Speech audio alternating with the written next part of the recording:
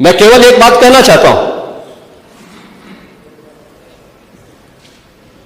कि अगर संभल के बारे में हम जब बात करते हैं महोदय, एक लंबा सिलसिला है इस संभल का, और अगर मैं संभल की जब चर्चा करता हूं तो संभल में कैसे माहौल खराब किया गया वहां पे। ये संभल में दंगों का जो इतिहास है 1947 से ही प्रारंभ होता है। 1947 में एक मौत होती है, 1948 में 6 लोग मारे जाते हैं,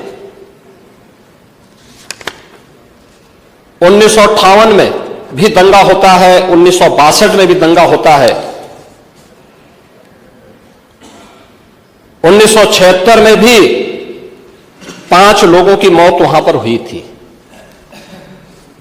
और 1978 में 184 हिंदुओं को सामूहिक रूप से जला दिया गया था। 184 हिंदुओं को हत्या हुई थी, हिंदुओं की हत्या हुई थी और जलाया भी गया था, और 184 हिंदू मारे गए थे वहां। 184।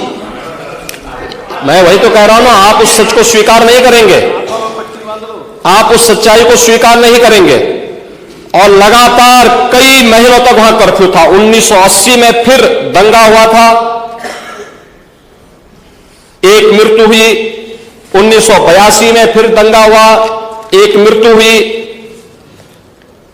1986 में 4 लोग मारे गए, और 1990 फिर 1992 में 5 मौतें हुई, 1996 में 2 मौतें हुई।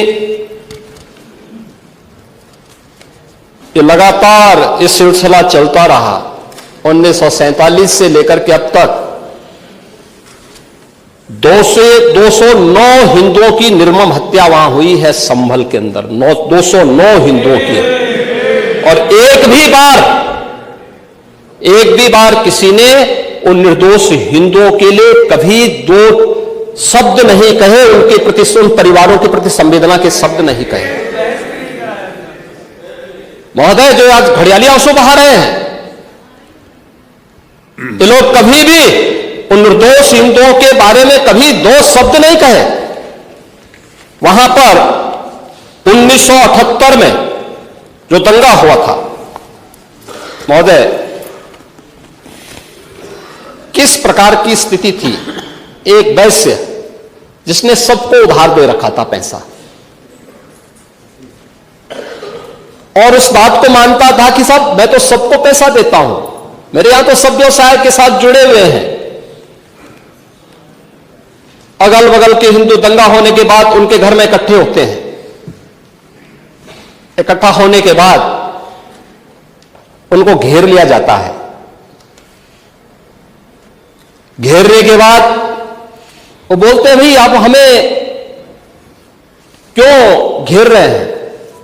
कहा जाता नहीं, क्योंकि तुम इन हाथों से पैसा मांगोगे, इसलिए उनके हाथ काटे जाते हैं, फिर उनके पैर काटे जाते हैं, और फिर उनका गला रेंत करके हत्या होती है। ये लोग सौहार्द की बात करते हैं, शर्म नहीं आती इन लोगों को सौहार्द के बारे में चर्चा करने की। 1978 से जो मंदिर आज निकल रहा है, 1978 से इन लोगों ने कभी खोलने नहीं दिया उस मंदिर को, जो आज बजरंगबली का मंदिर निकल रहा है। जो वहां पर आज 22 कुएं किसने बंद किए थे, इन 22 कुओं को भी वहां पे बंद किया गया, और वहां का माहौल इतना तनावपूर्ण किसने बनाया था। ये पत्थरबाज कौन थे। एक भी गिरफ्तारी बिना साक्ष्य के नहीं हो रही है। और याद रखना, जिसने पत्थरबाजी की होगी, जिसने माहौल खराब किया होगा, उसमें एक भी बचने वाला भी नहीं है।